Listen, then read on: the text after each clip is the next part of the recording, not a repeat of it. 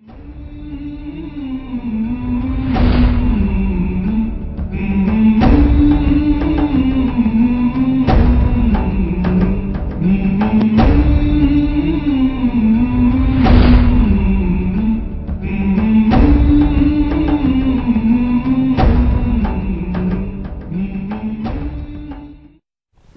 بالله السميع العليم من الشيطان الرجيم بسم الله الرحمن الرحيم.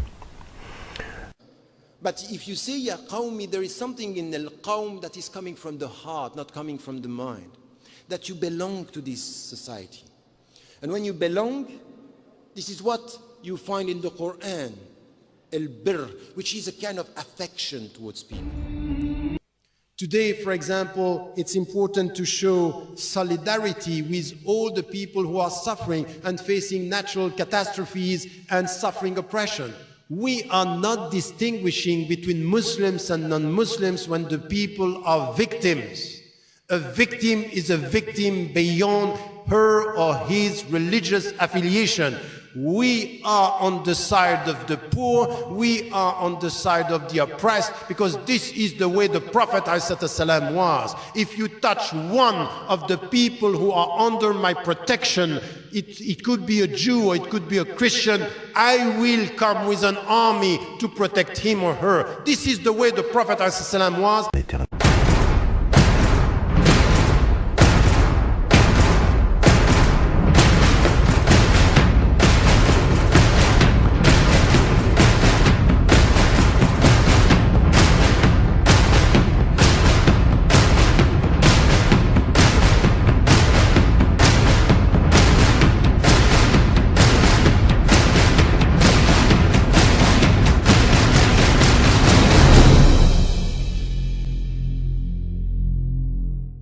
أعوذ بالله من الشيطان الرجيم بسم الله الرحمن الرحيم والصلاة والسلام على أشرف المرسلين سيدنا محمد وعلى آله وصحبه أجمعين. نعوذ بالله من شرور أنفسنا ومن سيئات أعمالنا، من يهد الله فهو المهتد ومن يضلل فلن تجد له وليا مرشدا، ونشهد أن لا إله إلا الله وحده لا شريك له، ونشهد أن محمدا عبده ورسوله.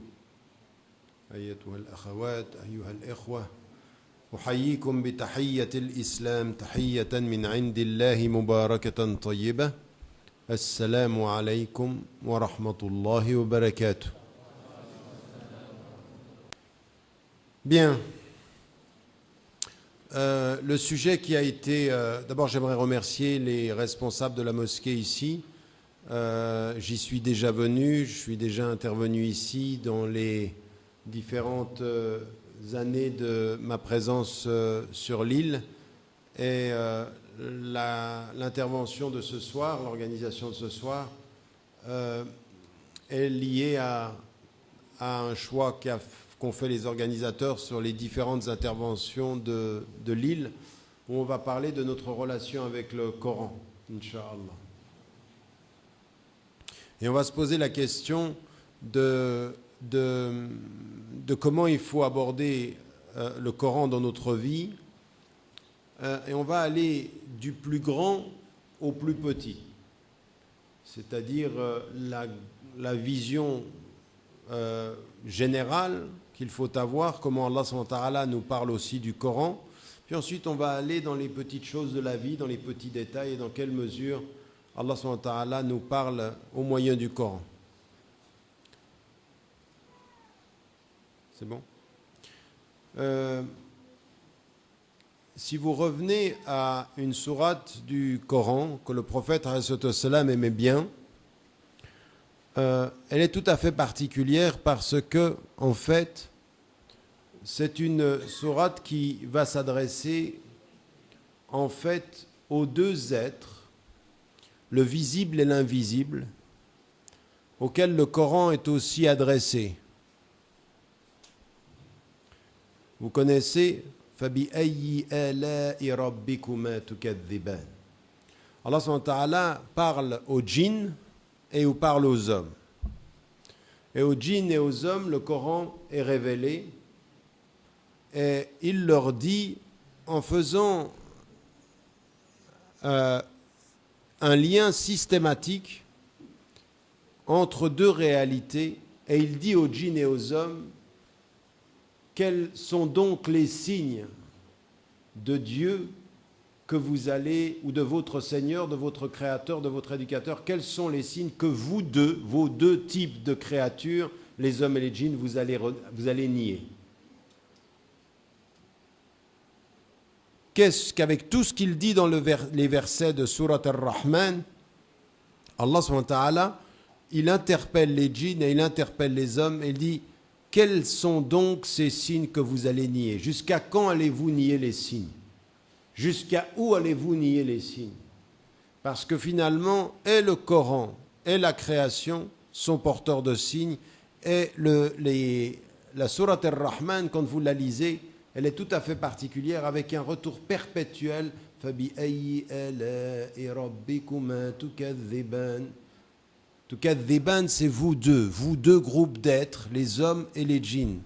Jusqu'à où allez-vous aller dans la négation? Mais en fait, la sourate Ar-Rahman commence avec l'axe, l'ordre des choses telles qu'il faut les comprendre. Et ce qui va nous donner la relation qu'il faut que nous ayons avec le Coran et avec la révélation. En fait, avec les révélations.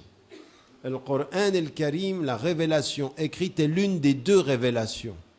Et Allah subhanahu wa ta'ala va utiliser les deux révélations pour interpeller les deux types de créatures. La révélation écrite et la révélation déployée, le monde, et il interpelle les djinns de l'invisible et les êtres humains du visible. Et il commence les versets, et il dit, et ça c'est une sourate que le prophète aimait particulièrement, Ar-Rahman. Et ici, comprenez bien que chaque mot est pesé, qu'Allah subhanahu wa ta'ala ne dit rien au hasard, comme il n'a pas créé le monde par hasard.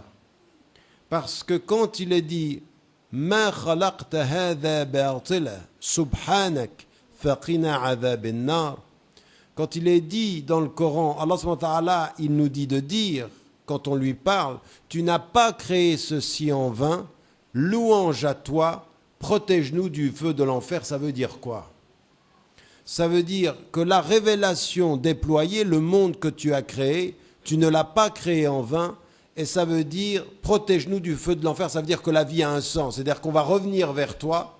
Et c'est parce que ceci n'est pas en vain que nous comprenons que le retour est vers toi. Et le retour est vers toi, ça veut dire que nous serons jugés pour ce que nous avons fait. Donc le monde n'est pas en vain, car notre vie a un sens, et notre vie a un sens, c'est le sens du jugement ultime, le jour du jugement dernier. Donc quand il nous parle du monde, Allah subhanahu wa ta'ala, il nous dit ça n'a pas été créé en vain. Et Allah subhanahu wa ta'ala, quand il parle de lui et qu'il va nous envoyer le Coran et le Karim, il dit au départ Ar-Rahman. Ar-Rahman, il est le tout miséricordieux. Mais il est le tout miséricordieux pourquoi? Si le monde avait été créé en vain, nous n'avons pas besoin ni de son jugement, ni de sa miséricorde. S'il n'y avait pas de jugement à la fin, pas besoin que Dieu soit miséricordieux. Il est Rahman parce qu'il y a le jour du jugement dernier et qu'il nous pardonnera. Il est Rahman quand il dit Ar-Rahman, ça veut dire au moment où il commence la sourate, la vie a un sens. Ar-Rahman, la miséricorde de Dieu vient du fait que vous serez jugés et que ma miséricorde sera première par rapport à ma colère. Ce qui est dit dans le hadith al-Qudsi, Inna rahmati sabaqat ghadabi, ma miséricorde précédera ma colère.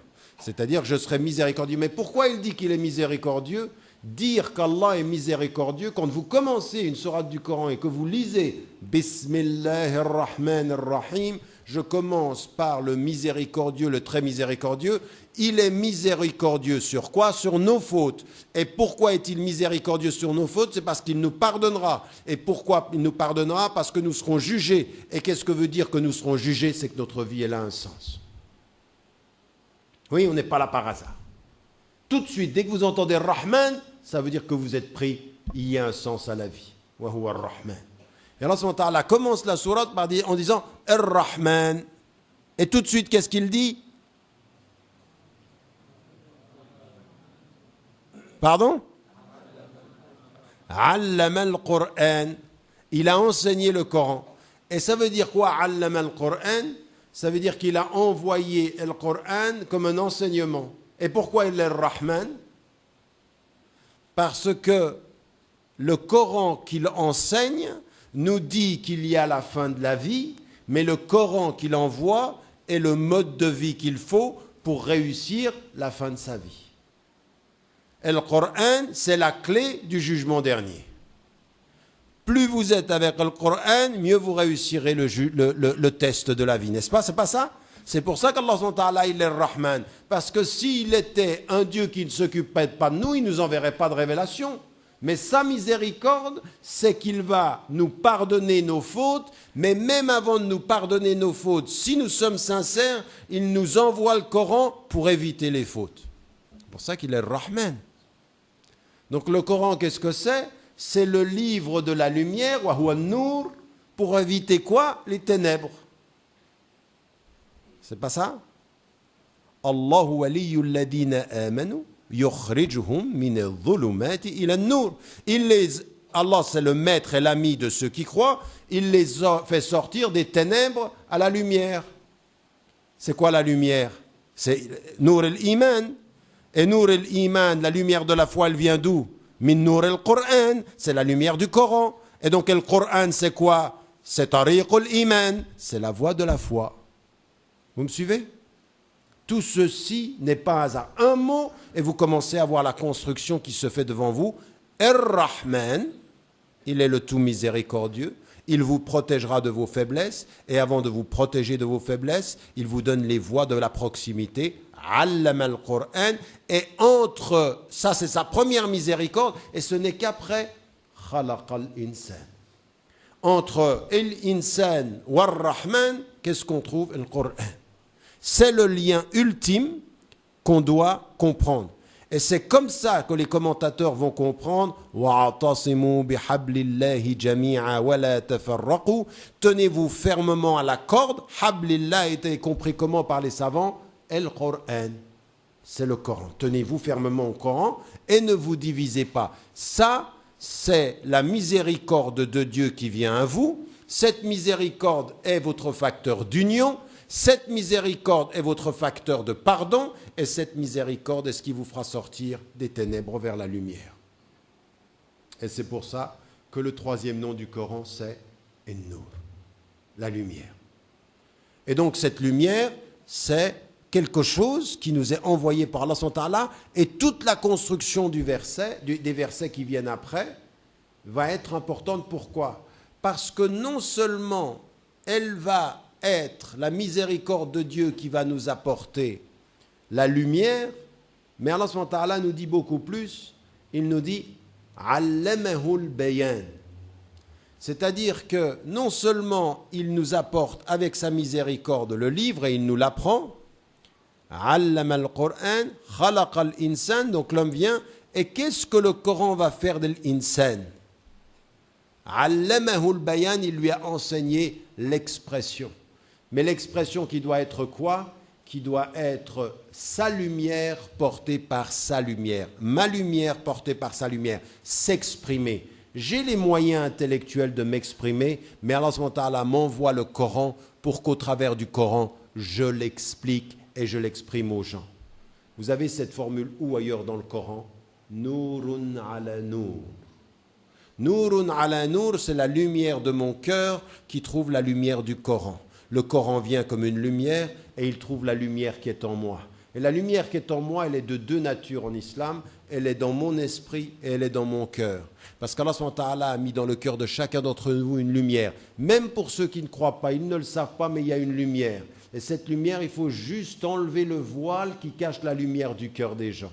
C'est pour ça qu'en islam, appeler, c'est rappeler. Ce que je te dis, je ne te le dis pas parce que tu ne le sais pas, c'est je te le dis parce que tu ne le vois pas, parce que tu l'as oublié en toi, parce que c'est là et que tu ne le sais pas. Oui? Allah subhanahu wa ta'ala nous dit tous les êtres humains ont une dignité. Ils ont وَلَقَدْ كَرَّمْنَا بَنِي آدَمَ et il dit en plus de ceci qu'il y a une lumière en nous.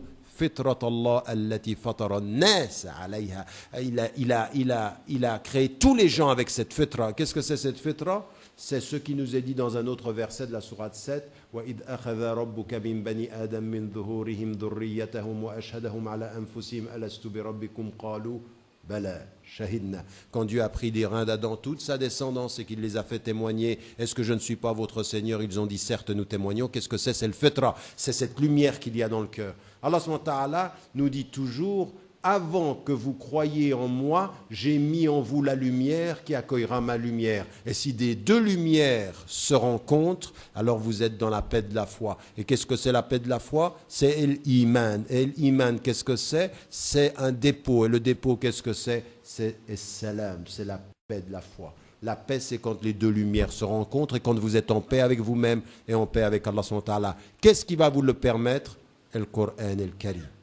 C'est donc la lumière et c'est le chemin de la paix. C'est le chemin de la paix. C'est pour ça qu'Allah subhanahu wa ta'ala, il nous dit qu'il nous appelle Yad'ukum ila dar as-salam. Dieu, il vous appelle à l'espace de la paix. Il vous appelle à la paix et cette paix, c'est quand votre besoin, l'étincelle qu'il y a dans votre cœur, elle cherche Allah subhanahu wa ta'ala et qu'est-ce qu'elle va trouver, cette étincelle? La lumière qui vient de la révélation. Le Coran, c'est une lumière qui trouve votre lumière et quand ces deux lumières se trouvent, elles sont en paix et ça c'est salamatul iman, la paix de la foi. Donc le Coran, il vient comme ça et regardez comment Allah subhanahu wa ta'ala va dire tout de suite, dès le départ, avec Surat Ar-Rahman, une dimension fondamentale, c'est que dès qu'il a parlé du Coran, allama al-Qur'an, khalaqa al-insan, allamahu al-bayan, et Shamsu wal qamaru bi husban. Tout de suite, Allah subhanahu wa ta'ala parle du livre et ensuite il parle de la nature. Et il parle de la nature pour dire une chose qui est extrêmement importante, c'est que vous avez deux livres. Vous avez le livre que vous lisez et vous avez le livre que vous voyez. La nature est un livre qui vous parle de Dieu et le Coran vous parle de la nature pour que vous vous souveniez de Dieu. Allah subhanahu wa ta'ala vous parle du Fajr, et il vous parle del Qamar, et il vous parle des Shams, et il vous parle del Layl, et il vous parle de tous ces éléments, el Jibal, de tout ça il vous parle. Pourquoi? Parce qu'il vous dit, la lumière que j'ai envoyée dans le Coran doit vous faire mieux voir les signes que vous avez devant les yeux. Quand vous avez le Coran dans le cœur, votre façon de regarder les montagnes n'est pas pareille. Votre façon de regarder la nature n'est pas pareille. Si le Coran est dans votre cœur, vous voyez la nature. Le livre, vous le lisez mieux. En fait, vous lisez la nature comme des aveugles. Le Coran vient vous donner la lumière pour lire l'univers de la meilleure des façons. Et Shamsu wal qamaru bi husban, wal najmu wal shajaru yasjudan, etc. Tous ces éléments-là, il a levé le ciel, il a les montagnes, tout est là. Et nécessite d'être mieux vu par le Coran.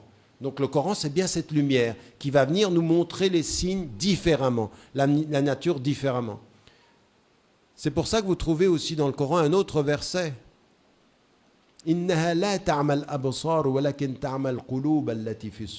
C'est pas les yeux qui deviennent aveugles, c'est les cœurs. Et quand vous n'avez pas le Coran dans le cœur, vos yeux voient mais ils ne voient pas. Oui? Vous voyez, les gens qui nient Dieu, ils voient, mais ils ne voient pas. Vous pouvez lui dire, tu vois? Il dit, je vois, mais tu ne vois pas. Tu ne vois pas quoi? L'essentiel de ce qu'il y a à voir. À savoir quoi? Que ce que tu vois, ce n'est pas ce qui est. Ce que tu vois, c'est une création. Mais ce que tu dois voir, c'est la présence du Créateur dans la création. Et quand tu vois, tu dis, Subhanallah. Et quand tu ne vois pas, tu dis, c'est beau. Vous voyez la différence? Et c'est pour ça que le prophète a dit, la différence entre un cœur vivant et un cœur mort, le cœur vivant a le Coran dans le cœur. Donc quand vous lisez le Coran, vous faites vivre votre cœur. Quand vous vous éloignez du Coran, vous laissez mourir votre cœur. Plus la distance est grande entre vous et le Coran, plus votre cœur meurt. Plus le cœur s'approche du Coran, plus le cœur vit. Dans la foi, il y a de la vie. L'autre verset. Ya ayyuhalladhina amanu stajibu lillahi wa lirrasuli idha da'akum lima yuhyikum. S'il vous appelle sur ce qui vous fait vivre. Cette vie-là, c'est la vie du Coran. Donc Allah subhanahu wa ta'ala, c'est ce qu'il nous dit. Il nous dit de ce point de vue, cette dimension fondamentale. Et c'est pour ça que tout ce que je viens de vous dire, c'est beau. Vous pouvez dire, Masha'Allah, c'est beau. Mais Allah subhanahu wa ta'ala, il a dit, c'est beau et c'est lourd. Parce que vous allez devoir regarder le monde de façon nouvelle. Quand le prophète monte à Ghar Hira et qu'il est tout seul, Allah subhanahu wa ta'ala, il vient avec le Coran, il envoie Jibril alayhi salam et il lui dit maintenant regarde la nature, tout ça va changer. De là où tu es loin des hommes, la nature va te parler de moi, parfois contre les hommes. La nature, les arbres, les montagnes, le ciel, tout ça va te parler de Dieu. Maintenant, tu ne peux plus t'en sortir. Allah subhanahu wa ta'ala a envoyé le Coran pour que tu vois la nature différemment, mais sache que tu vas te réconcilier avec la nature, créature de Dieu, mais que parfois tu vas te fâcher parmi les hommes, niant Dieu. Tu es venu à moi comme un ami de Dieu, tu retourneras parmi les hommes parfois comme un ennemi des hommes. Non pas parce que tu le veux, mais parce qu'eux ne pourront pas accepter ce avec quoi tu viens. Toi, tu viendras avec la paix, ils y verront une menace pour leur pouvoir. Exactement ce qui a été dit à Moussa alayhi salam quand il est venu avec son frère.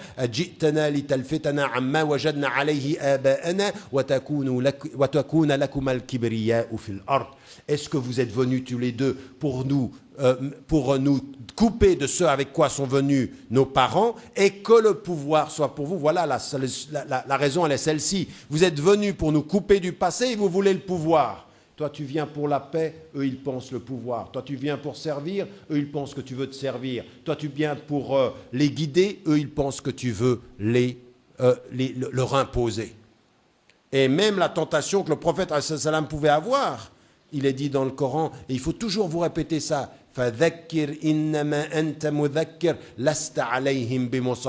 jamais, jamais tu te laisses aller à la tentation de prendre le pouvoir. Toi, tu rappelles et tu n'es pas là pour t'imposer à eux.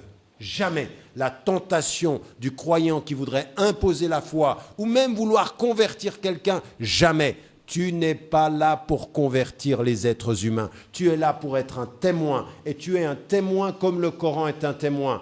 Le témoin pour tous les hommes de lumière, c'est le Coran, et le témoin pour tous les hommes qui ne sont pas dans la lumière, c'est les musulmans. Sois un témoin parmi les hommes et laisse le Coran être le témoin pour toute l'humanité. Le Coran est le témoin qu'Allah subhanahu wa ta'ala est miséricordieux et qu'il nous a envoyé sa lumière. Mais toi, tu n'es pas là pour ça. Et c'est tellement vrai qu'Allah subhanahu wa ta'ala dans le Coran « وَلَوْ شَاءَ رَبُّكَ لَآمَنَ مَنْ فِي الْأَرْضِ كُلُّهُمْ جَمِيعًا »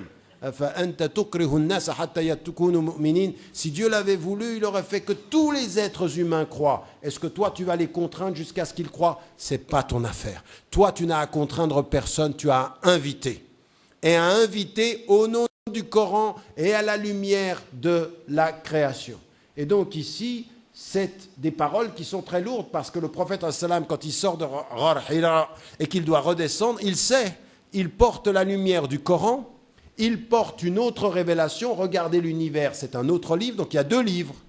Comme le dit Abu Sulaiman, il dit al-qira'atayn, c'est-à-dire les deux lectures. La lecture du texte coranique et la lecture du texte de l'univers. Le texte de l'univers. Et vous savez, c'est qu'au XVe siècle qu'en Occident, vous aurez les humanistes de la Renaissance qui diront le livre du monde. En fait, le livre du monde du XVe siècle correspond à Al-Kitab al-Manshur du XIIe siècle de Abu Hamid al-Ghazali. Il dira ceci au XIIe siècle en disant l'univers est un livre que l'on lit. Et nous, on le sait pourquoi. Parce que si nous savions bien l'arabe et que nous revenions à l'arabe, on s'apercevrait que là, Allah, les mots qu'il utilise pour les deux livres, le livre de l'univers et le livre révélé sont exactement les mêmes. Allah subhanahu wa ta'ala, en fait, en français, verset n'existe pas. C'est signe qui existe. Aya, ça veut dire signe. Et Allah subhanahu wa ta'ala, il dit les signes du Coran et les signes de l'univers. Non seulement il dit les signes du Coran et les signes de l'univers, il dit même les signes intérieurs. C'est-à-dire que nous avons des signes à l'intérieur. À des moments donnés, quand vous vous écoutez, vous sentez bien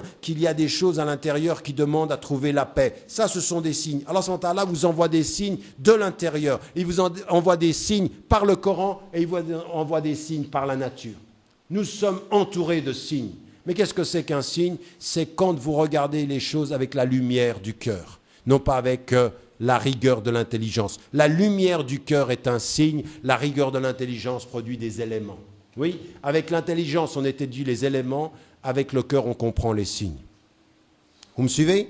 Donc le Coran, il est venu avec ça, et Allah subhanahu wa ta'ala, quand il va appeler le prophète, il va l'appeler avec ces deux livres, et notre relation avec le Coran, elle doit être de comprendre nos responsabilités. Respecter le Coran, c'est respecter la nature. Respecter la nature, c'est respecter le Coran. Voir les signes dans le Coran, c'est voir les signes dans la nature. Voir les signes dans la nature, c'est se rappeler des signes du Coran. Chaque fois, nous devons aller de l'un à l'autre, exactement comme Surat Ar-Rahman, elle tisse entre les deux mondes, entre les deux lectures, Al-Qur'an, Wal-Alam, Khalaqal Jan, Khalaqal Insan, tout ce qui est dit dans le Coran. Les éléments, les graines, tout ceci est dit dans le Coran, et Allah subhanahu wa ta'ala, il passe d'un univers à l'autre, d'un livre à l'autre, et il nous dit voilà pourquoi Allah subhanahu wa ta'ala, il est Rahman. Il est Rahman car il vous a donné un livre de lumière pour que vous voyiez avec sa lumière l'univers qui est devant vos yeux.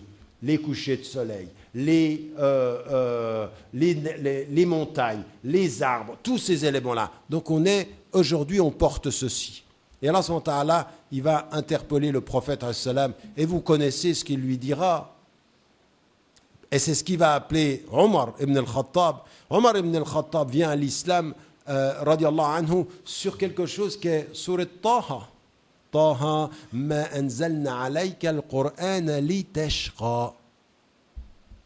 Taha, on ne sait pas ce que ça veut dire. Taha, vous savez ce que ça veut dire? Personne ne sait. Même le prophète il ne vous donne pas la clé.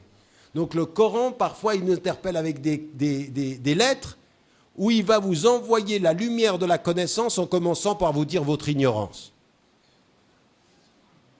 Oui? Il est l'unique qui te dit, viens à la connaissance, mais comprends d'abord que tu ne sais rien. Taha, rien. Et Allah subhanahu wa ta'ala, il dit, on n'a pas révélé ce Coran pour que tu sois triste, pour que tu désespères. Non. Il n'est pas, mais regardez, Taha ma anzalna alayka al-Qur'an li tashqa illa tadhkiratan liman yakhsha. Et tout de suite après, qu'est-ce qui est dit? Celui qui a créé l'univers est de nouveau le lien avec l'univers. Le Coran, chaque fois qu'Allah subhanahu wa ta'ala rappelle ceci, qu'est-ce qu'il amène? L'élément de l'univers. C'est tellement vrai dans sa lourdeur que vous avez dans une sourate un verset que vous connaissez tous. Allah subhanahu wa ta'ala va les mettre les deux ensemble, la puissance du Coran face à ce qu'on considère la puissance de la terre, et il vous dit law anzalna hadha al-Qur'an ala jabalin la ra'aytahu khashi'an mutasaddian. Il prend les deux éléments, il dit la force de ce Coran, ça détruirait la puissance de l'univers. La montagne que tu vois en face de toi, rien, elle tombe. Pourquoi? Parce que la force de ces paroles sont supérieures à la puissance de cette création. Mais l'une te parle de l'autre. Et quand tu vois la montagne et que tu vois sa puissance, tu dis la hawla wa la quwwata illa billah. Pourquoi? À cause du Coran ou grâce au Coran. Vous avez compris ce que je suis en train de dire là? Vous voyez comment c'est important ceci? C'est comme ça que vous venez maintenant à ce qu'Allah subhanahu wa ta'ala avait dit au prophète après la 4e révélation dans Surat Al-Muzammil, quand il a dit Inna sanulqi alayka qawlan thaqila. Ces paroles-là, elles sont lourdes, et il lui dit, lis ces paroles quand? Au début, le prophète il doit lire ces paroles quand? Pendant la nuit. Isole-toi du bruit des hommes, lis le Coran pendant la nuit. Vous savez que pour le prophète et tahajjud pour nous était une permission, c'est une sunna. Mais pour le prophète, c'était un fard pour lui de Allah subhanahu wa ta'ala la nuit. Parce que la relation au Coran pendant la nuit, au plein milieu de la nuit, c'est une lumière. Vous sentez mieux sa lumière au cœur de la nuit. Donc Allah subhanahu wa ta'ala, il vous dit quelque chose que les psychologues aujourd'hui vous rappellent, mettez-vous en condition psychologique. Oui? Mais ça, vous devriez le savoir. Il y en a certains, ils prient, ils sont en aucune condition psychologique. Ils ont ce que j'appelle toujours et depuis longtemps la prière TGV. TGV, ça veut dire train à grande vitesse. Hein? Ils mettent le tapis, Allahu Akbar. T'as prié? Oui, j'ai prié. Non, t'as pas prié. T'as gesticulé. Parce que ton cœur, il n'est pas dedans.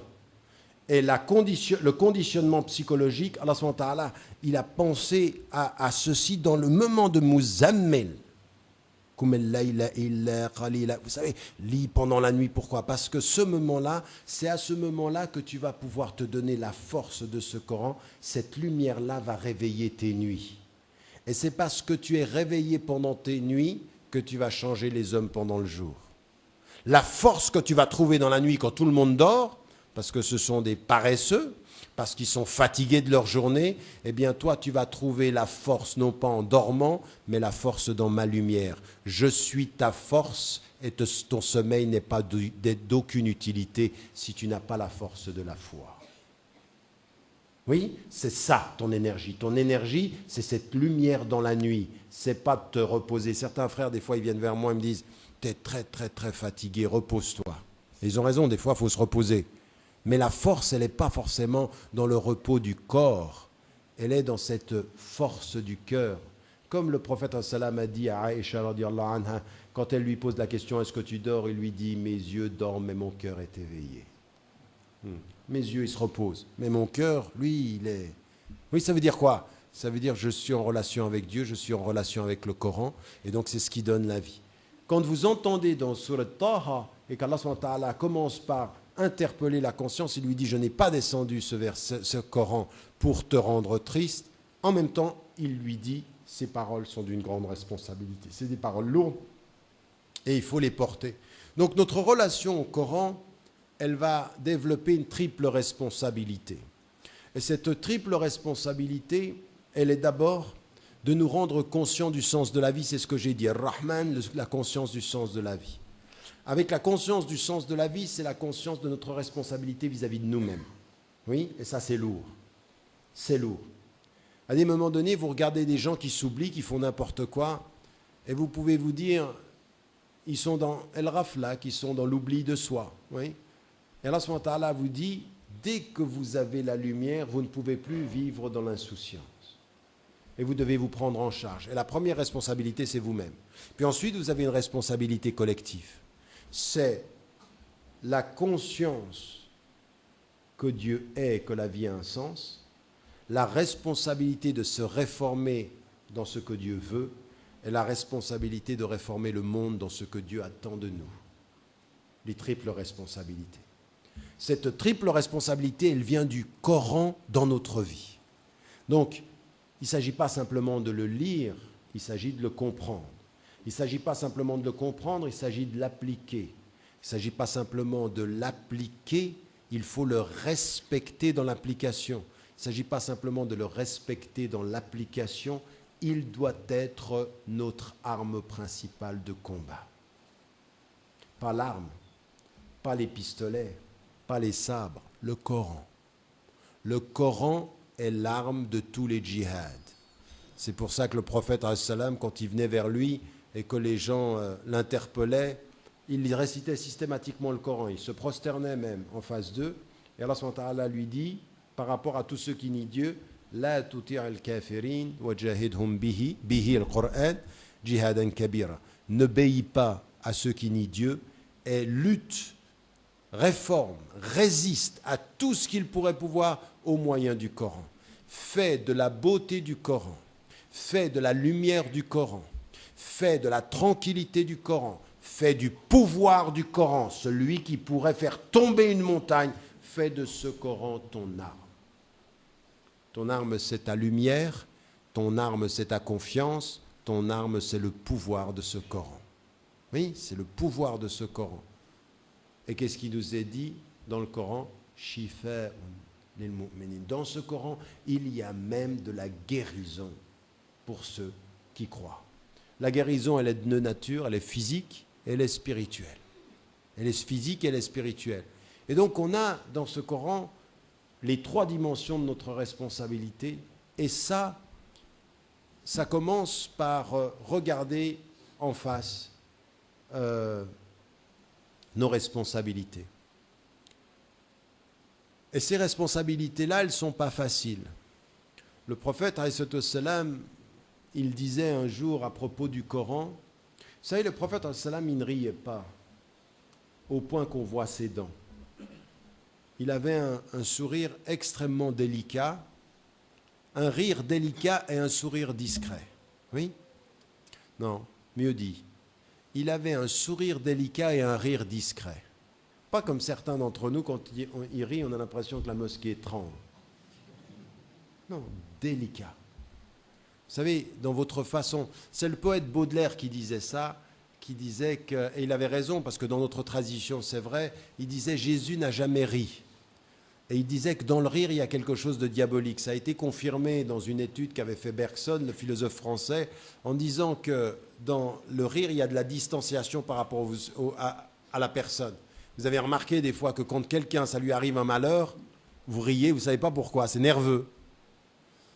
Oui, vous n'avez jamais remarqué quelqu'un qui, par exemple, va rentrer dans un bus ou va rendre une marche, il rate la marche, il tombe, vous rigolez. Vous trouvez ça, mais il a mal, mais vous rigolez. Le rire a quelque chose de déshumanisant. Les prophètes et les messagers avaient un rire délicat et un rire discret, c'est-à-dire pas qui... Non, il y a des choses, on a le droit à l'humour. Je répète souvent aux gens, l'humour c'est halal. Oui, pour ceux qui pensent que quand on est musulman, tu es sérieux, tu ris pas, Oui, vous savez, quand vous rigolez, même à la mosquée, c'est halal. Take it easy. C'est possible. Le prophète, il avait ceci. Il plaisantait, il jouait, il avait le bien-être, c'est permis en islam. Il n'y a aucun problème vis-à-vis de ça. Et il avait ce rire délicat et ce sourire discret, c'est-à-dire, il souriait, il était très, très avenant. Mais en même temps, il y a une chose qui est importante, c'est que très souvent, ses compagnons le voyaient dans la douceur, le voyaient dans la protection, ils le voyaient dans l'échange. Puis, des moments donnés, il avait des tristesses. Oui, parce que quand vous y pensez un peu, quand vous pensez à la vie, vous arrêtez là maintenant et vous pensez à la vie. Vous êtes ici des enfants, vous avez un papa ou une maman. Là-bas, vous êtes des filles, vous avez un papa, une maman, vous avez des enfants. Si vous pensez à la vie, vraiment vous y pensez, vous arrêtez tout et vous pensez. Allah subhanahu wa ta'ala, il nous a donné la vie et on dit alhamdulillah. Il nous a envoyé le Coran et c'est une lumière. Il nous a permis de voir la vérité, de savoir qu'on retourne à lui, tout ça c'est bien. Mais quand vous vous arrêtez, vous pensez à la vie. À un moment donné, vous dites, mais au fond, c'est une histoire triste. La vie est une histoire triste. C'est toujours triste. C'est toujours triste. Vous regardez votre papa. Moi maintenant, la première fois que je suis venu ici, je ne l'oublierai jamais, la première fois que je devais venir ici, c'était en août 95, exactement le mois où mon père, rahimahullah, est décédé. Donc j'ai annulé la visite en août et on est venu en décembre. Je n'oublierai jamais parce que quand je suis venu en décembre, j'ai eu des conférences ici où j'ai fondu en larmes parce que mon père était présent avec moi ici. J'ai retrouvé, c'est aussi ça, je dois vous le dire en toute honnêteté, quelque chose qui fait que ce pays a quelque chose de ma patrie d'adoption, c'est que j'y suis venu et que je suis resté, que à des moments donnés, je me souviens de conférences que je n'ai pas pu commencer parce que je pleurais la mort de mon père. Rahimahullah. Mais quand vous y pensez, ben voilà, je voyais mon père, j'étais jeune, puis vous le regardez, ben il va partir. On est le combien aujourd'hui? Quel jour du mois? Le 17. Oui, le 17 avril. Dans 4 jours, le 21 avril, Inch'Allah, j'ai une maman qui aura 80 ans. Hafizahallah. Et aussi sûr que je célèbre ses 80 ans, ou elle, ou moi, eh bien on va partir. Oui. Et j'ai une femme et j'ai des enfants.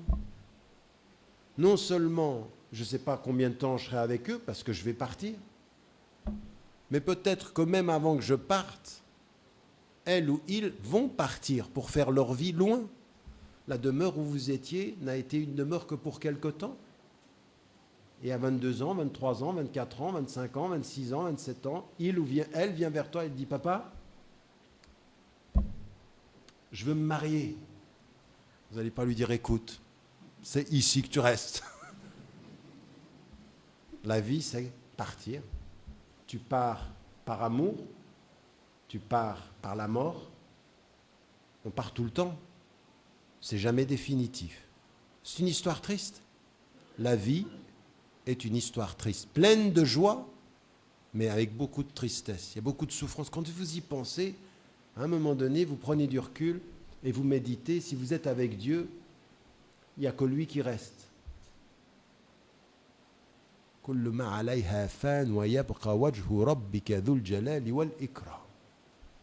Tout ce qui est sur la terre va disparaître et ce qui va rester, c'est lui.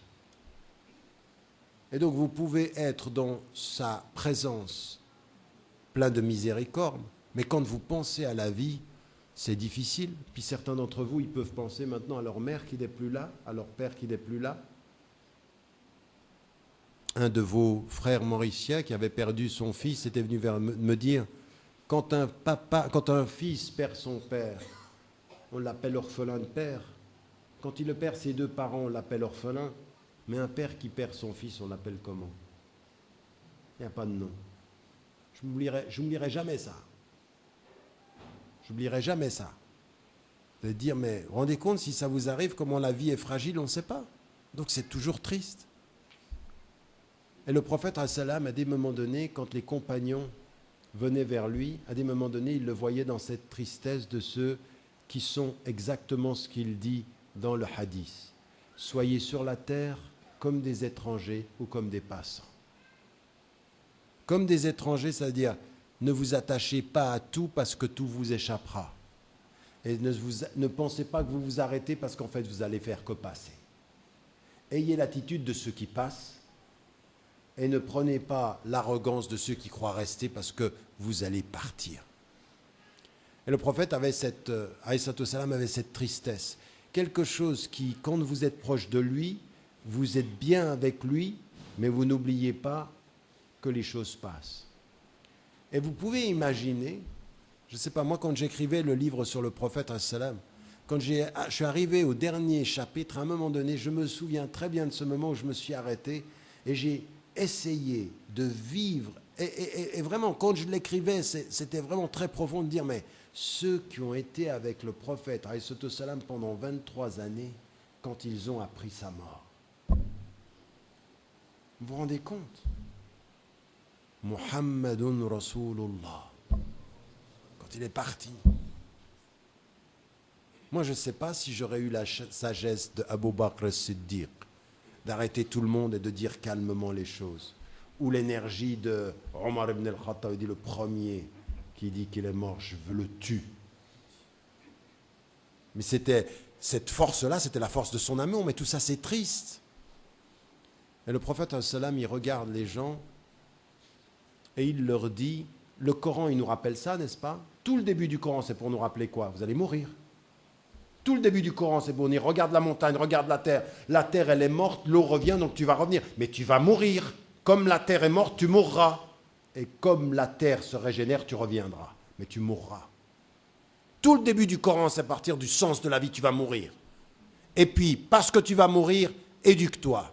Sois de bon caractère, sois de bon comportement, sois un homme de bon comportement. Pourquoi? Parce que tu vas mourir. C'est parce que la vie a un sens. Et le prophète, il dit aux musulmans, et il nous rappelle ceci, ce Coran-là, c'est des paroles lourdes parce qu'elles vous rappellent la tristesse de la vie et le sens de la vie. Ne soyez pas trop réjouis des illusions d'un soir. Oui? C'est de dire à ceux qui s'éclatent le samedi soir, je serai là dimanche matin. Oui? Tu t'es oublié samedi soir, attends que je te rappelle dimanche matin. Oui? C'est ce petit sentiment que certains peuvent avoir quand ils n'ont pas préparé un examen et qu'ils vont à l'examen et que vous les voyez après l'examen. Elle dit, ben, tu n'étais pas préparé. Hein, maintenant, il faut assumer. Qu'est-ce que ce sera le jour du jugement dernier? Quand il t'a envoyé le livre, quand il t'a envoyé la lumière, quand il t'a expliqué et il t'a donné tout ce qu'il faut pour réussir et tu l'as négligé, tu l'as nié, tu t'es rebellé, tu n'as pas répondu. Cette lourdeur, le prophète il dit dans un hadith rapporté, Inna hadha al-Qur'an nazala bi huzn. Ce Coran, il a été révélé dans la tristesse. Et il dit, فَإِذَا قَرَأْتُمُوا فَابْكُوا وَإِنْ لَمْ تَبْكُوا فَتَبَاكُوا. Si vous le lisez, pleurez, parce que si vous ne pleurez pas, faites en sorte de... Mettez-vous dans la disposition psychologique de savoir ce que ce Coran vous dit. Ce Coran vous dit les trois responsabilités. Les trois responsabilités du livre lourd. Et notre relation au Coran, elles doivent être celles-ci. C'est-à-dire, comment manifester notre conscience que Dieu est? Il faut communiquer avec lui. La lecture du Coran, celle qui est connue comme le qira'at ta'abbudiyya, est une communication avec Dieu. On prend le Coran, on le lit, on communique avec Dieu. Dieu nous parle par ces pages, éternellement et à chaque moment pour chacun d'entre nous. Donc, la première des responsabilités, c'est de se tenir, de s'attacher au Coran. Et de faire du Coran ce qui nous tient à Dieu, ce qui nous rappelle Dieu. Donc, il est en-nour, il est en-dhikr. Ça va même beaucoup plus loin.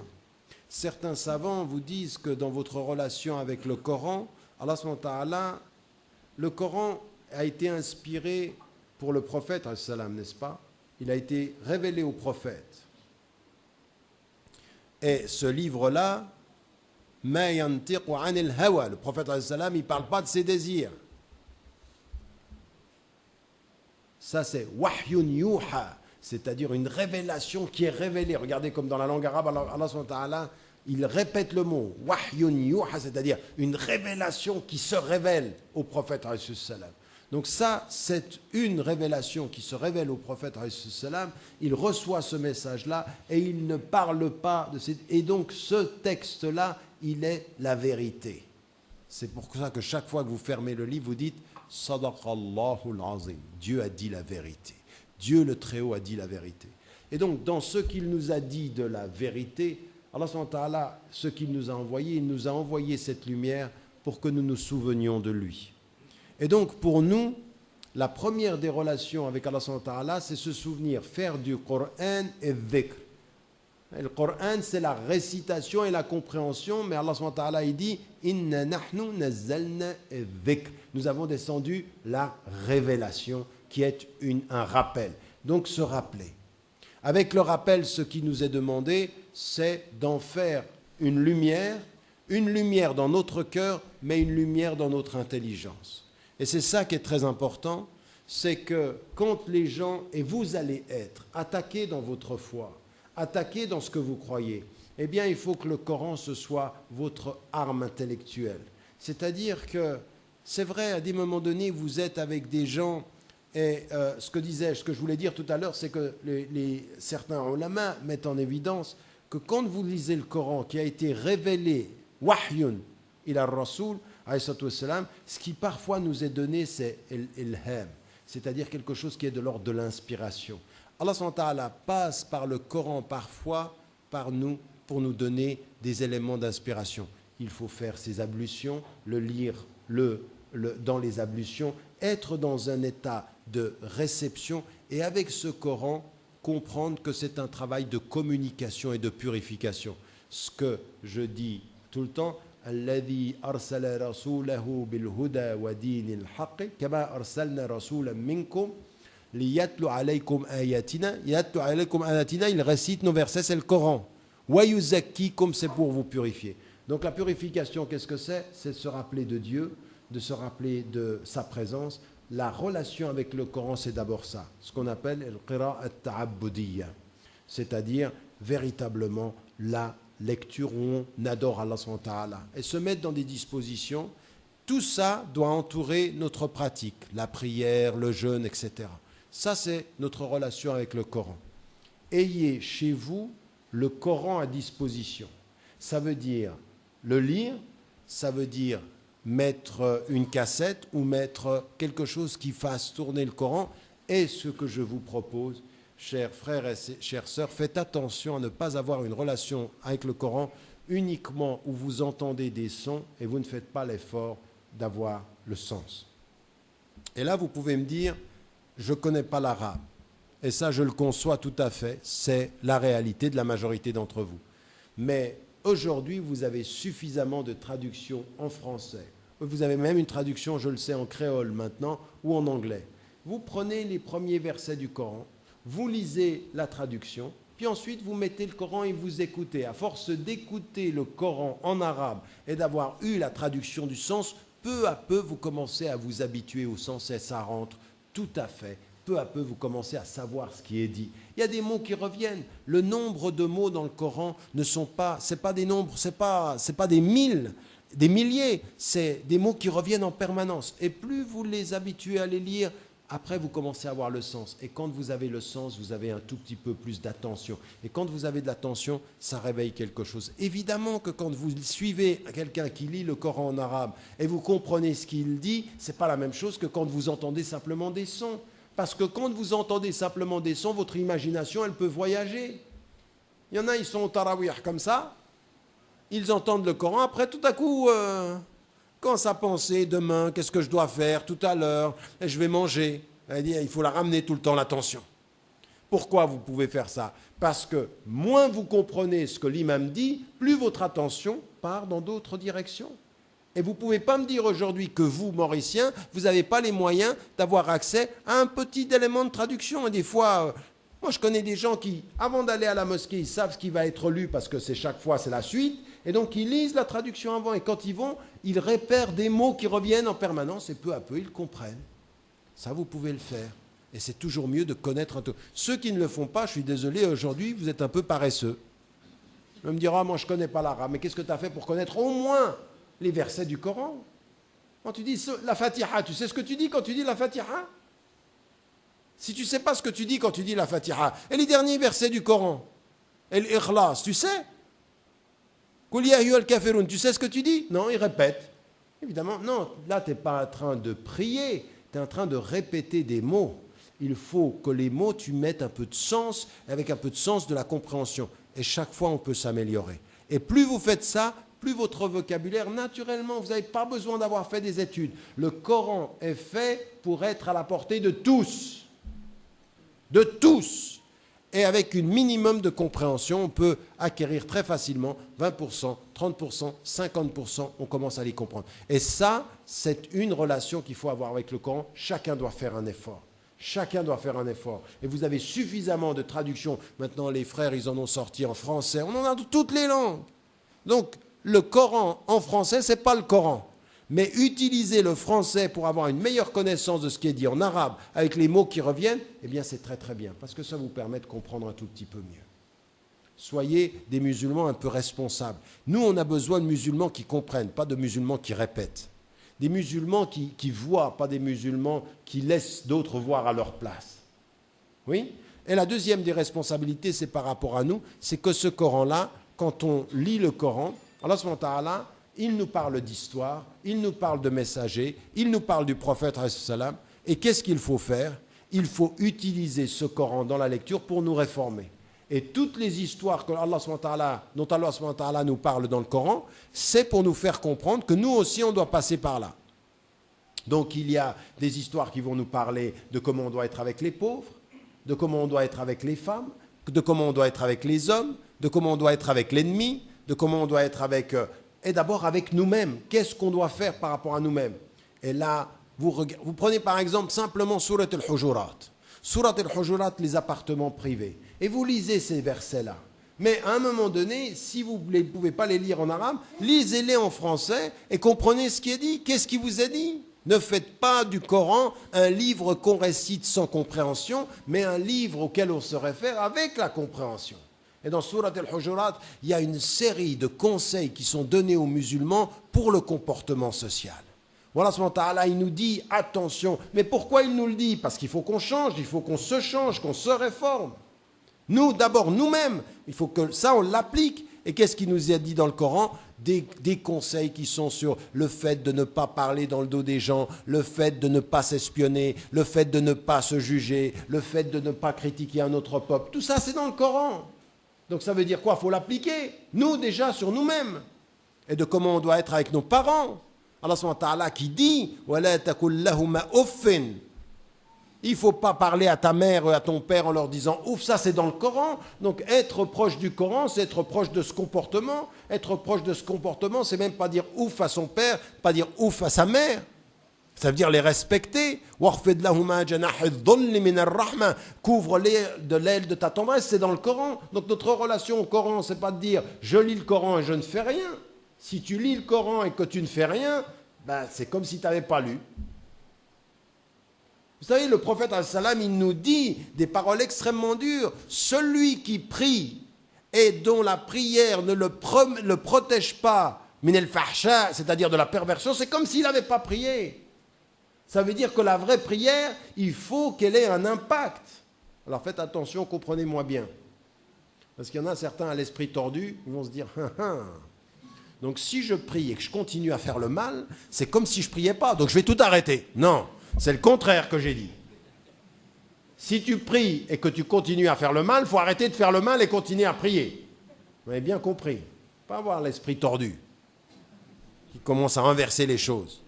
Oui, il y en a qui sont comme ça d'ailleurs dans le Coran. Il y en a certains qui disent, mais si Dieu il veut que je croie, il aurait fait croire. Puisqu'il dit qu'il fait croire qui il veut, il fait nier qui il veut. Donc s'il ne veut pas que je croie, c'est pour ça que je ne crois pas. Donc si je ne crois pas, c'est qu'il le veut. Donc s'il le veut, je ne crois pas. Oui, et là, vous êtes dans... Vous voyez, ça, c'est Shaitan. Et Shaitan, Charal, il est très fort, et Shaitan, pourquoi? Parce qu'il vous prend par une logique qui est vraie, et il vous tourne la tête. Oui, parce que vous pourriez dire, c'est vrai au fond, si je prie et que je fais le mal, ça veut dire que ma prière, elle ne compte pas, si le prophète salam a dit ça. Donc je vais tout arrêter, puis je vais continuer ma vie. Et quand j'aurai arrêté de faire le mal, je viendrai à la prière. Vous voyez comme la logique peut être tournée, c'est le contraire qu'il faut faire. Il faut continuer à prier et utiliser la prière pour éviter le mal. Donc il ne faut pas inverser les choses. Donc ça, c'est un élément, le deuxième pilier de notre relation avec le Coran, c'est essentiellement ceci. Se prendre en main, ce sont des paroles lourdes, ce sont des paroles de responsabilité. Et la première responsabilité, c'est avoir le Coran dans le cœur. Vous savez, les compagnons du prophète, ils disaient, nous, on apprenait 10 versets, et puis ensuite on passait à 10 autres, mais les 10 versets qu'on apprenait, on essayait de comprendre de quoi ça parlait. Donc ils mettaient ça dans la compréhension. Et ils les appliquaient, c'est-à-dire après on les applique, on tient sa langue, on sert ses parents, on fait attention à son voisin, on fait attention aux pauvres. Tout le Coran, il est basé là-dessus. Le Coran, c'est une lumière. Pourquoi? Parce qu'il va réformer notre attitude. Et on n'a jamais fini. Chaque fois, Allah subhanahu wa ta'ala, il continue à nous parler. Et il nous parle même des ennemis, de comment ils peuvent vous attaquer. Parce que tout le Coran, il parle d'histoire où tous ceux qui ont été porteurs de la foi ont eu des ennemis, ont eu des gens qui les ont critiqués. Et comment ceux-ci se sont levés, même dans des situations de famille. T'es croyant, t'as éduqué tes enfants dans la foi. T'es une femme et t'es un homme, t'es papa et t'es maman, et tout à coup, t'as ton fils qui vient vers toi et qui nie Dieu. Ça, c'est dans le Coran. C'est la situation la situation. Même ta femme, ce qui s'est passé avec Lot, tout ça, vous connaissez ces histoires. C'est des situations où véritablement on peut tous se trouver. Ou par exemple, Youssouf alayhi salam, qui se voit, une femme qui le voit, il est honnête, il est droit, elle veut le séduire, et lui il reste droit. Il reste droit, et en plus, avec ceci, il va servir. Pendant qu'il est en prison, il va aider il va avoir l'ilham, parce qu'il avait ses visions dans le rêve, et il sera protégé, et il va se protéger. Toutes ces histoires-là, elles servent à quoi? Comme ça, c'est pour rien? Mais non. C'est pour que chacun d'entre nous pense à sa vie et essaye d'appliquer ces enseignements. Mais comment voulez-vous appliquer les enseignements si vous venez au Coran sans comprendre ce que vous lisez? Comment vous allez faire ça? Alors que le Coran, c'est un livre qui est pour tous les musulmans et toutes les musulmanes, de la plus haute éducation à la plus simple éducation. Nous, on a fait du Coran et on compte. C'est bien d'être hafiz al-Qur'an. C'est bien, mais en même temps, il faut comprendre ce que l'on... Je veux dire, il ne faut pas qu'on multiplie uniquement les huffaz. Il faut qu'on multiplie ceux qui comprennent ce qu'ils lisent. Nous, on est contents. Moi, quand je viens des fois à l'île Maurice, on me dit, tu sais quoi, là, il est hafiz. Alhamdoulilah. Et qu'est-ce qu'il a compris? Ça va venir. Non. Il faut que on ait des véritables espaces où l'on enseigne le Coran. Même si vous ne connaissez pas tout le Coran, comprenez ce que vous savez, parce qu'avec ce que vous savez, vous pouvez appliquer. Et donc le Coran, il est venu pour ça. Le Coran, il est venu pour nous changer, pour nous réformer. C'est un livre de lumière qui est là pour nous changer. Et dernier élément avec le Coran, qu'est-ce qu'on doit faire? On est là pour quoi? Quelle est votre compréhension de l'islam? À quoi vous servez? Eh bien, vous êtes là pour changer le monde, n'est-ce pas? Vous êtes là pour changer les choses. Donc le Coran, il va nous donner aussi des enseignements sur qu'est-ce qu'il faut faire pour changer le monde. Comment est-ce qu'il faut changer le monde? Et la première des conditions du changement du monde en islam, c'est celle que vous avez dans le Coran, c'est la connaissance. La connaissance du Coran et la connaissance du monde. Mais pas simplement ceci, la connaissance de ces signes, la connaissance aussi de comment la nature fonctionne, ce qu'on appelle sunanillah, c'est-à-dire les lois divines. Comment est-ce que, ce que disait, si vous lisez Ibn Khaldoun, vous savez qu'Ibn Khaldoun, c'est le premier des sociologues. Ibn Khaldoun, c'était un sociologue, un mystique et un juriste. Il était tout ça ensemble. Il avait une connaissance encyclopédique. Et il regardait les sociétés. Il disait ça fonctionne par cycle. Il y a des hauts, il y a des bas, il y a des tensions, il y a du racisme, alors ensemble, c'est tous ces éléments et donc il étudie tout ceci. Et il nous donne, jusqu'à aujourd'hui encore, des éléments pour comprendre comment changer, comment comprendre le monde pour pouvoir le changer. Si vous voulez changer le monde, il faut savoir comment ça fonctionne. Il faut savoir comment les choses fonctionnent. Et donc le Coran, il ne vous dit pas comment ça fonctionne. Il vous dit comment vous pouvez obtenir et comprendre, vous pouvez appréhender les principes qui vont vous permettre de changer le monde pour ce qui est meilleur. Sur la notion de justice, sur la notion de dignité. Alors ce moment-là, il commence par vous dire, vous êtes une humanité. Il y a un Dieu et une humanité, mais il y a des nations et des tribus. Vous devez gérer ça. Vous devez gérer la diversité de la croyance. Vous devez gérer la diversité des couleurs. Vous devez gérer la diversité des cultures. Vous devez respecter ça. Dieu a voulu ceci. Et sachez-le, c'est bien pour vous. Le Coran nous donne tous ces éléments-là. Il nous dit ce qui est bien. Si vous voulez convertir tout le monde, vous avez tort. Si vous ne voulez pas respecter toutes les couleurs. L'islam, le Coran, c'est le livre révélé le plus dur qui existe contre le racisme. Le plus dur. Il n'y a pas de racisme acceptable en islam. Ni en termes religieux, ni en termes de couleur. Nous, ça, on ne l'a pas compris parce qu'on lit le Coran, on ne comprend pas. Et après, on revient. Quand je parle mal des Arabes, les Ourdous sont contents. Ceux qui parlent ourdou. Quand je parle mal des Anglais, les Ourdous, ceux qui parlent... Vous ne vous rendez pas compte comment on est maintenant? Quand j'étais en Angleterre il y a quelques années de ceci, et je disais...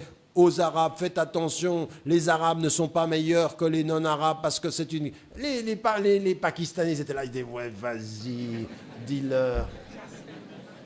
Ouais, on est comme ça, on est des nationalistes, on est des communautaires. Et quand je parlais en disant aux Pakistanais, mais les Anglais qui se sont convertis, eux, ils sont bien... Là, ils n'étaient pas contents. Ah non, il ne faut pas nous critiquer, nous. Tu peux critiquer celui qui se prend pour je ne sais pas quoi. Va critiquer les Arabes, nous, on est bien.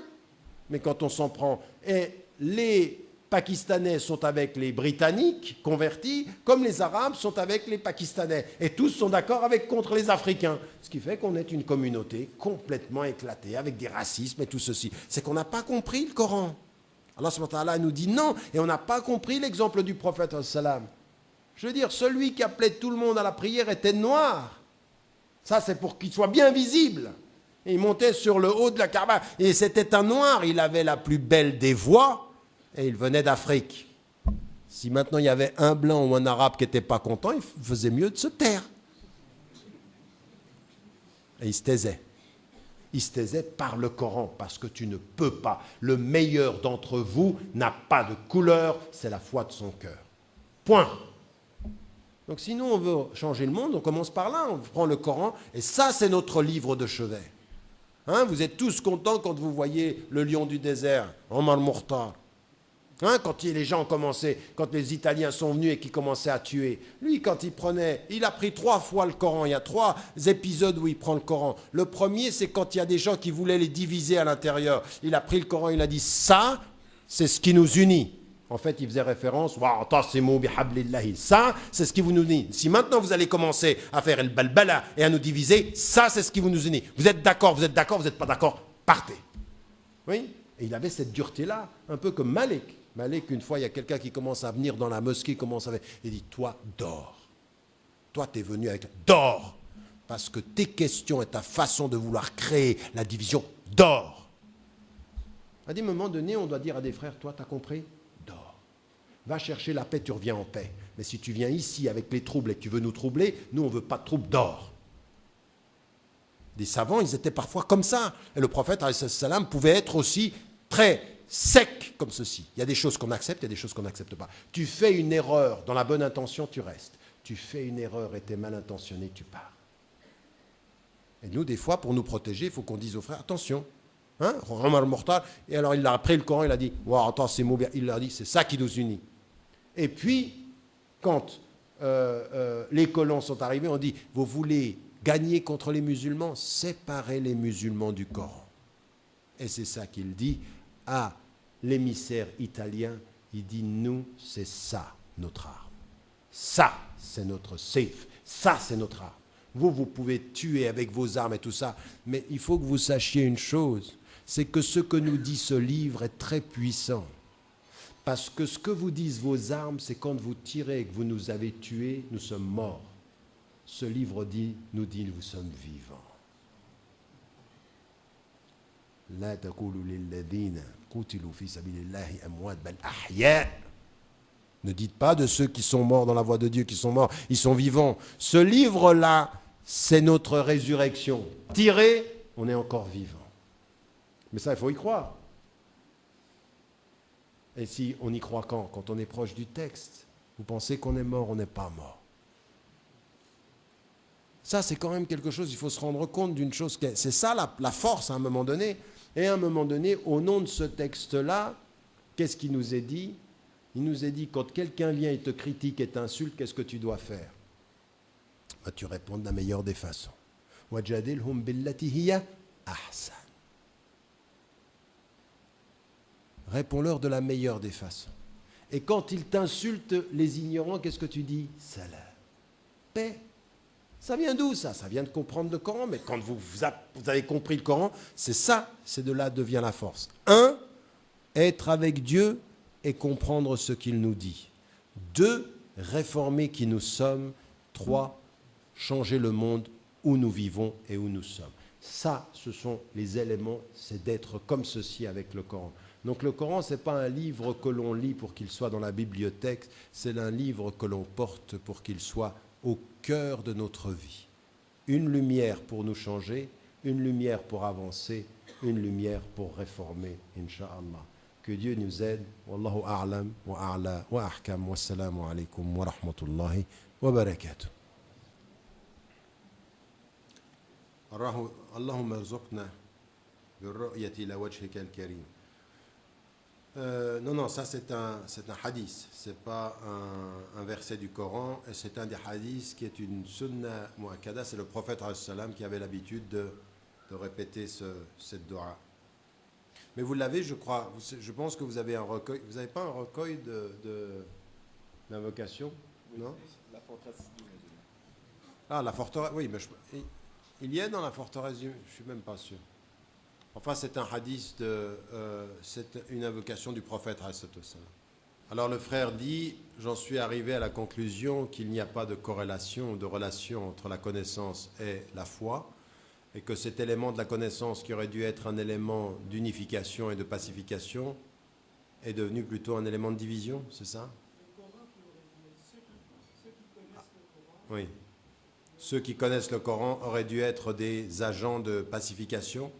Et ce n'est pas forcément le... Non, je ne pense pas qu'on puisse dire les choses de cette façon-là. En tout cas, pas de façon aussi blanc et noir. La connaissance est une nécessité de la foi au sens où, en fait, chacun d'entre nous, selon la mesure de son intelligence, sa mesure de sa compréhension, doit aller jusqu'au bout de la connaissance pour approfondir sa foi. Alors il y a certaines femmes et certains hommes qui n'ont pas forcément ni les capacités intellectuelles, ni le temps, ni la vie, ni les circonstances sociales pour pouvoir approfondir leur connaissance. Et pourtant, ils vont avoir une foi très très pure, très très profonde, même très très unificatrice. Et ça, ils vont au bout de ce qu'ils peuvent avec leur intelligence et ça approfondit leur foi, qui est une foi simple, qui est une foi belle. Et puis il y en a d'autres qui ont une nécessité intellectuelle plus importante et qui doivent pousser leur connaissance. Et cette connaissance-là, elle va approfondir leur foi. Alors après, est-ce qu'ils vont utiliser ceci pour unir ou pour diviser, pour servir ou pour se faire servir? Ça dépendra des niyya. Dans tous les cas, et c'est ce que veut dire Allah subhanahu wa ta'ala, Inna akramakum indallahi atqakum, le plus pieux est celui qui a la plus profonde conscience de Dieu, c'est le plus digne, c'est celui qui a la plus profonde conscience de Dieu. C'est finalement la nature de l'intention avec laquelle on acquiert la connaissance et on approfondit sa foi. Mais je crois que oui, le surplus de connaissances est un approfondissement de la foi. Ça ne veut pas forcément dire que le surplus de connaissances va orienter la foi. La foi oriente la connaissance. Donc certains vont avoir une connaissance approfondie et une foi superficielle, et ils vont utiliser leur connaissance pour prendre le pouvoir. Mais certains ont une foi très sincère et leur connaissance va approfondir ceci. Quand vous lisez par exemple Ihya Ulumuddin d'Abu Hamid al-Ghazali, qui était une puissance intellectuelle extraordinaire, il est évident que sa connaissance a approfondi sa foi. Ça l'a même distancié des affaires de ce monde-là dans les 10 ans où il s'est éloigné du monde. Et donc ça a approfondi sa foi. Donc il y a une corrélation possible, il y a un lien possible entre la foi. Ça ne veut pas dire qu'on a une foi sincère quand on a de la connaissance, mais avoir plus de connaissances peut approfondir la foi. Oui. Surat An-Nisa. Est-ce qu'il est permis qu'un homme ou qu'un mari batte sa femme? Si oui, dans quelles conditions?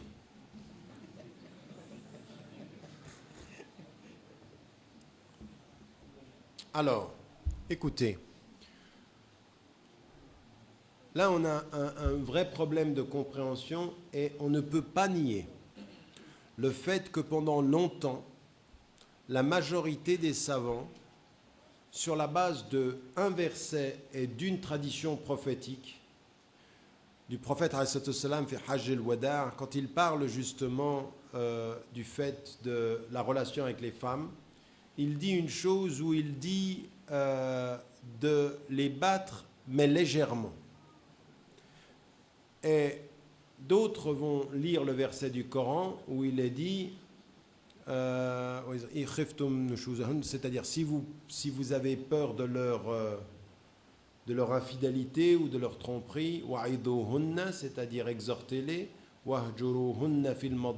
c'est-à-dire éloignez-les dans les couches, c'est-à-dire frappez-les. Et ce que les commentateurs ont mis en évidence, ça veut dire aussi de façon légère. Et sur la base de ce verset et de ce qui a été dit par le prophète sallam dans une circonstance, un hadith, et dans une autre circonstance, le Hajj al-Wada', eh bien certains ont dit, oui, c'est possible de battre une femme avec la condition que ce soit de façon très très légère. Le prophète sallam avait fait mention du siwak, c'est-à-dire cette petite branche que l'on utilise pour les dents et qui est une petite branche qui en fait ne peut pas faire mal, mais c'est avec ceci que les savants disaient on peut battre sa femme.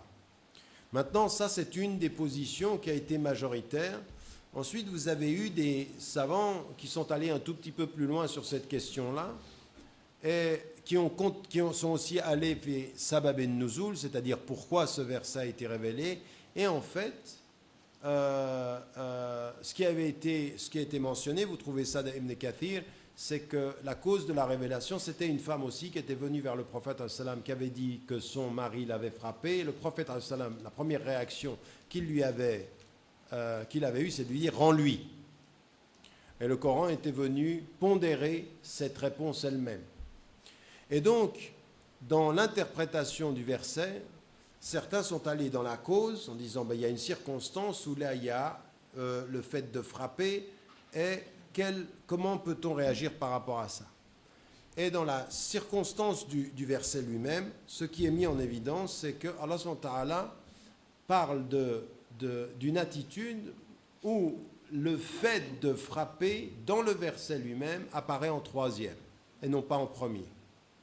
Et ça veut dire déjà qu'il n'y a pas de hasard dans la façon dont sont dites les choses et que la première attitude que vous devez avoir, c'est pas taper et discuter, comme font certains hommes, c'est d'abord de wa'iduhunna. Et là, il est dit au moyen du Coran. Ça veut dire que dès que vous avez un problème avec votre épouse, la première attitude que vous devez avoir, c'est revenir au Coran et vous rappelez du Coran. Donc c'est déjà maîtriser votre colère, revenir au Coran. Et si elle n'écoute pas ceci, c'est l'exhortation du Coran. Et je vous ai dit, c'est autant votre lumière que votre arme par rapport à l'adversité. Eh bien, éloignez-vous. Donc prenez de la distance, montrez-leur que vous n'êtes pas content. Donc là, il n'y a aucune violence. Et si seulement c'est une situation, eh bien là, frappez-les. Et donc ça veut dire que dans l'articulation du verset, déjà la première attitude, c'est de ne pas se laisser aller à sa violence naturelle, et que c'est dans le troisième des cas seulement, dans une troisième situation, que la violence pourrait être permise. Et ce verset-là n'est pas le dernier verset qui est révélé sur la relation homme-femme. Et donc ce que vont relever certains commentateurs, et c'est l'analyse que j'ai faite en reprenant tous les versets, en l'occurrence, qui sont liés à ces situations-là, c'est qu'Allah subhanahu wa ta'ala met en évidence, dans la situation de conflit entre un homme et une femme, que la première attitude n'est jamais la violence, que la deuxième attitude est la distance. Alors, il faut vraiment, pour un homme, avoir vraiment un problème avec la violence pour, après avoir parlé du Coran, après avoir pris de la distance, revenir vers elle et taper. Je dis, il ne faut vraiment pas s'être calmé. Oui. Il faut vraiment avoir là quelque chose. Et le Coran, là, il nous met ceci en troisième position. Et ensuite, dans un autre verset, Allah subhanahu wa ta'ala, il va nous parler de la relation homme-femme et il ne parle plus de violence du tout. Il dit, وَمِنْ آيَاتِهِ أَنْ خَلَقَ لَكُمْ مِنْ أَنفُسِكُمْ أَزْوَاجًا لِتَسْكُنُوا إِلَيْهَا وَجَعَلَ بَيْنَكُمْ مَوَدَّةً وَرَحْمَةً إِنَّ فِي ذَلِكَ لَآيَاتٍ لِقَوْمٍ يَتَفَكَّرُونَ. Et parmi ces signes, il a créé de vous, tiré de vous des époux, des épouses, et il a établi entre vous l'amour et la miséricorde, le pardon. Donc regardez, l'amour c'est pour unir les qualités, le pardon c'est pour gérer les défauts et les faiblesses. Il y a des signes pour ceux qui sont doués d'intelligence ou qui interprètent. Et le troisième élément qu'il faut rajouter à cela, dans l'interprétation, parce que tous les versets ont une chronologie, ça vient pour éduquer. Il faut savoir que on est en train de parler à des peuples, au peuple arabe. Allah subhanahu wa ta'ala révèle le Coran au peuple arabe, et ces peuples arabes, quand ils avaient des filles, ils les enterraient vivantes. Le Coran mentionne ceci, quand la jeune fille posera la question pour quelle faute elle a été enterrée, elle a été tuée pour rien, parce que c'était une fille. Donc première éducation, cessez de tuer les femmes ou les filles. Deuxième éducation, traitez bien vos épouses. Troisième situation, s'il y a un conflit, exhortez-les au moyen du Coran, éloignez-vous. Troisième possibilité, ce serait que là que vous auriez droit à une violence, en plus avec un siwak, le dit le prophète sallam, et en plus vous arrivez à un verset qui vous dit, parmi ces signes, il a établi entre vous l'amour et le pardon, et le dernier enseignement, c'est le prophète sallam lui-même, il est notre modèle, et lui, il n'a jamais frappé une femme. Donc si on le suit, on ne peut pas prendre son enseignement et bricoler quelque chose, parce qu'il y en a certains, c'est des bricoleurs dans le Coran. Ils comprennent pas grand-chose à tout ce qu'ils lisent, mais alors celui-ci là, ils l'ont compris. Ça, j'ai compris. Daraba, ça veut dire, je sais ce que ça veut dire. Et il va vers sa femme et il applique ce petit bout du verset. Tout le début, il oublie. L'exemple du prophète, il oublie. Il prend le verset, Non. Ma position par rapport à ça, mais elle est défendue par un certain nombre de savants, c'est de dire la violence conjugale n'est pas islamique. Si vous levez votre main sur votre femme, c'est que vous ne suivez pas l'exemple du prophète, vous ne suivez pas cette graduation dans la chronologie et dans l'expression des versets. Et ce que je peux dire aux frères qui sont ici, faites attention de ne pas venir à la mosquée plein de sagesse, de bonté, de retourner à la maison et de frapper vos épouses, même vraiment. Mais je ne peux pas comprendre comment on peut encore aujourd'hui pouvoir promouvoir ceci dans la vie de couple à partir de la compréhension des versets et de l'enseignement du Coran. Il y a d'autres savants qui ont dit daraba, ça ne veut pas dire frapper, ça peut vous... Je ne suis pas tellement d'accord avec ces interprétations-là, parce que là, on est en train de tirer les mots dans un sens ou dans un autre. Je pense que c'est préférable de suivre la chronologie, de suivre les enseignements du prophète sallam. Il a refusé, au nom du Coran, qu'on tue les femmes. il a, au nom du Coran, respecté ces femmes, et au nom du Coran, il n'en a pas frappé une. Prenez cet enseignement et suivez les traces du prophète. Alors parfois, vous me posez des questions qui sont directement liées à vos écoles et ce qu'ils peuvent dire. Alors par exemple ici, quelle est votre opinion d'après l'islam à propos de l'épilation des sourcils et concernant les produits de la mer morte? Alors je ne sais pas de quoi vous parlez, des produits de la mer morte. Il doit y avoir quelque chose qui fait référence. Et pourquoi? Quel est le problème avec les produits de la mer morte? La mer morte est symbolique de la malédiction divine. Bien, s'il vous plaît. Il faut qu'on commence à être sérieux et clair. Première des choses concernant l'esthétique et concernant l'épilation. C'est vrai que vous avez des écoles qui vous disent que tout cela est impossible, qu'on ne peut pas le faire. Dans la tradition, encore une fois, là vous êtes dans une école, mais par rapport au fait de l'épilation des sourcils, vous avez sur 4 écoles, en fait vous avez dans les 4 écoles des savants qui l'admettent, mais vous en avez une qui l'admet moins, dans l'école Hanafi. Dans les autres écoles, le fait de l'épilation légère, tout est une question aussi, il faut faire attention, parce que qu'est-ce qu'on essaye de faire? Tout trafic ou tout travail sur son visage, sur son esthétique, dont l'intention est la séduction, épilation, pas épilation, mère morte ou mère vivante, non. Vous êtes d'accord? Maintenant, si l'intention est parce que esthétiquement on se sent mieux, parce que ça peut être quelque chose d'extrêmement discret. Même certains savants, vous savez que ce qui est permis pour les femmes, c'est le kohl, c'est le noir sur les yeux, ça c'est une sunna. Certains savants sont allés, mais ça depuis très très longtemps, vous trouvez ça même chez des savants, chez les plus salafis des salafis, que ce soit Abu Hamid al-Ghazali ou Ibn Taymiyyah, quand même les couleurs qui sont mises ou les choses qui sont mises sont très discrètes et permettent à la femme de se sentir mieux avec elle-même et pas dans l'intention de séduire, ça c'est quelque chose qui est possible parce que le kohl était quelque chose qui renforçait le noir des yeux et c'était quelque chose qui était culturel. Nous, en tant que musulmans et par rapport aux femmes, on demande la pudeur. D'ailleurs, aux hommes aussi, on demande la pudeur. Mais rien dans la pudeur n'impose le fait qu'il faille se sentir laide ou qu'il faille se sentir moche ou qu'il faille se sentir repoussante. Non, l'islam dit, sentez-vous bien avec vous-même, faites ce qu'il faut dans la discrétion, vous pouvez le faire et il n'y a aucun problème par rapport à ça. Par contre, parce qu'il y en a certains, on a dans certains pays, dans mon pays d'origine, l'Égypte, il y a certaines femmes, elles portent le khimar, le hijab, parce que c'est une prescription islamique, elles ont 3 couleurs au-dessus des yeux. Elle dit non, mais là il y a un problème là. C'est-à-dire, le hijab c'est pour être discret, les 3 couleurs c'est pour être quoi? C'est le contraire. Donc il faut quelque chose qui puisse être discret et qui puisse permettre à la personne de se sentir bien tout en étant discrète dans la société. Il n'y a aucun mal à ceci. Des savants ont mis ceci en évidence et vous les hommes, par rapport à vos sœurs, par rapport à vos mères, par rapport à vos femmes, comprenez bien ceci. Qu'aujourd'hui, avec tout ce qu'on voit à l'extérieur, cette espèce de production du consumérisme, on pousse les femmes à vouloir être totalement visibles à l'extérieur et tout montrer, il faut qu'on résiste à ça. Mais résister à ça, ça ne peut pas être, en tant qu'islam, de demander à la femme de tout nier de ce qu'elle est. Ce qu'il faut comprendre, c'est qu'une femme musulmane peut être pleine de pudeur et qu'elle a le droit de se sentir bien avec son corps et bien avec elle-même. C'est aussi une question d'intention. C'est aussi une question de bien-être. Donc l'histoire de l'épilation, ce n'est pas toutes les écoles qui en ont imposé l'interdiction. Donc il y a quelque chose qui est, de ce point de vue possible, dans la discrétion, dans la douceur. Et donc il faut toujours demander à la femme, sentir bien c'est une chose, essayer de séduire c'en est une autre. Dans le rapport, même à la notion des couleurs, même à la notion des vêtements, se sentir bien avec un beau vêtement, avec une esthétique qui est...